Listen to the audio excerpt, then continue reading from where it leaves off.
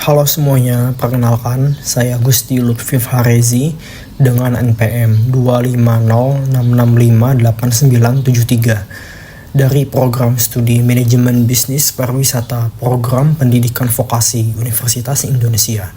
Saya akan memaparkan tentang destinasi wisata yang ada di Indonesia, yaitu Bromo, melalui analisis SWOT. Selamat datang di sebuah kajian mendalam tentang salah satu keajaiban alam Indonesia, Gunung Bromo, kawasan Taman Nasional Bromo Tengger Semeru. Bromo bukan hanya destinasi, ia adalah perpaduan sempurna antara keindahan geologis dan kearifan lokal budaya suku Tengger. Di tengah euforia sektor pariwisata pasca pandemi, Bromo mencatat angka kunjungan yang fantastis, mencapai lebih dari 368.000 wisatawan pada tahun 2023, menyumbang miliaran rupiah sebagai PNBP.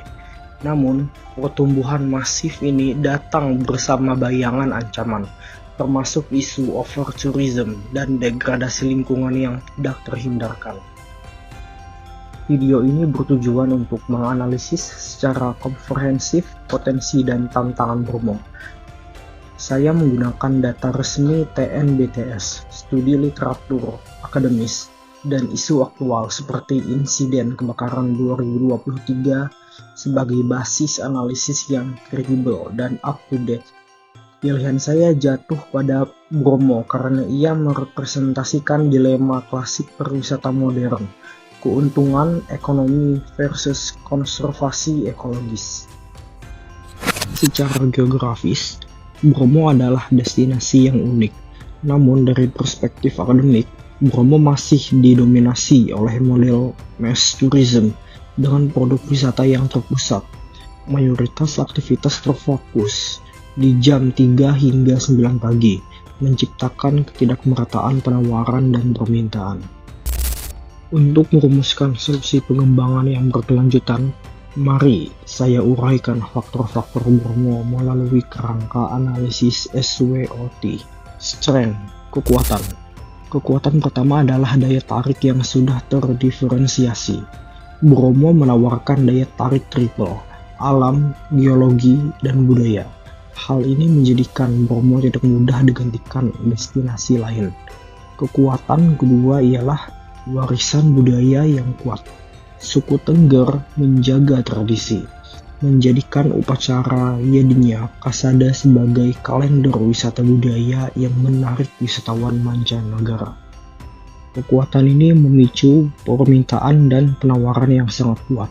Bromo memiliki permintaan yang tinggi dan inelastisitas harga, yang berarti bahkan dengan tarif masuk konservasi yang relatif tinggi, minat kunjungan tetap stabil, menunjukkan brand value yang mapan.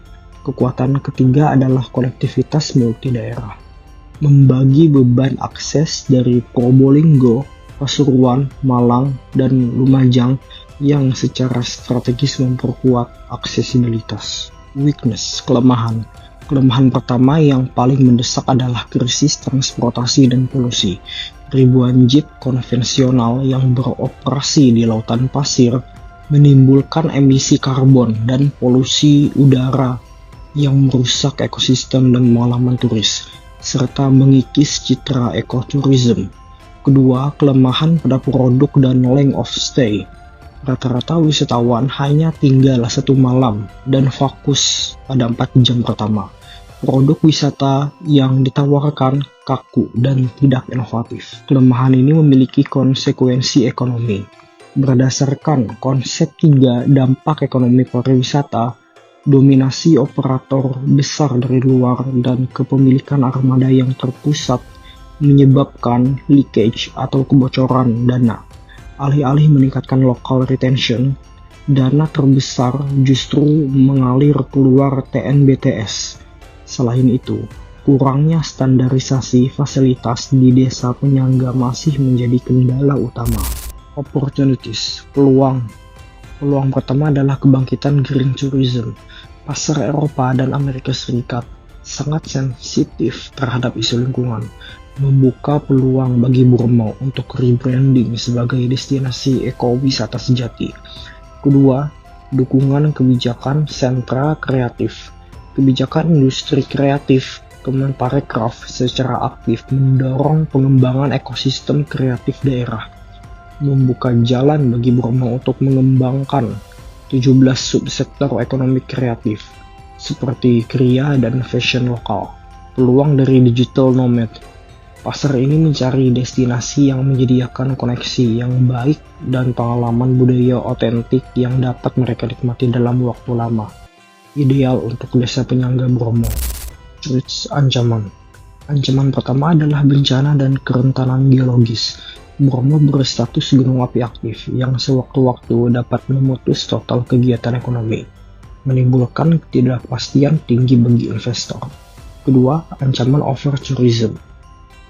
Data kunjungan menunjukkan bahwa Bromo berisiko melanggar carrying capacity atau daya dukung lingkungan yang telah ditetapkan. Jika ini terjadi, Bromo akan kehilangan daya tarik utamanya, yaitu keaslian alam. Strategi pengembangan, transformasi menuju kreatif eco-hub Bromo. Berdasarkan sintesis analisis, saya mengusulkan strategi transformasi 3 pilar yang disebut Creative Eco-Hub Bromo. Pilar 1, transisi transportasi bersih. Mengatasi kelemahan polusi dengan merebut peluang ekowisata. Targetnya adalah penggantian 50% armada jeep konvensional menjadi kendaraan listrik atau hybrid dalam 5 tahun. Program ini harus dikelola oleh koperasi masyarakat Tengger, memastikan mereka tetap menjadi pemain utama. Rasionalisasi. Langkah ini adalah langkah fundamental untuk menciptakan brand Bromo sebagai destinasi ramah lingkungan. Pilar 1, transisi transportasi bersih. Mengatasi kelemahan polusi dengan merebut peluang ekowisata. Targetnya adalah penggantian 50% armada jeep konvensional menjadi kendaraan listrik atau hybrid dalam 5 tahun. Program ini harus dikelola oleh koperasi masyarakat Tengger, memastikan mereka tetap menjadi pemain utama. Rasionalisasi. Langkah ini adalah langkah fundamental untuk menciptakan brand Bromo sebagai destinasi ramah lingkungan. Pilar 2, inklusivitas kreatif. Memanfaatkan kekuatan budaya Tengger untuk mengembangkan sentra ekonomi kreatif, kriya, fashion, kuliner, fine dining di desa penyangga. Wajib dikembangkan produk signature suku Tengger yang unik dan berkualitas tinggi. Rasionalisasi. Strategi ini secara langsung meningkatkan local retention melalui penciptaan produk yang bernilai jual tinggi, sekaligus mengimplementasikan kebijakan industri kreatif di tingkat akar rumput. Pilar 3, diversifikasi pengalaman. Mengatasi kelemahan wisata monoton untuk melawan ancaman over-tourism di jam puncak. Kembangkan paket wisata di luar jam sibuk seperti astrotourism di lautan pasir dan cultural trekking berbasis cerita rakyat Tengger. Rasionalisasi diversifikasi ini akan meratakan kunjungan, mengurangi tekanan di satu titik, dan yang terpenting meningkatkan length of stay wisatawan, indikator utama peningkatan multiplier efek ekonomi. Singkatnya, tantangan Bromo bukan lagi tentang menarik wisatawan, melainkan tentang mengelola mereka secara bijaksana.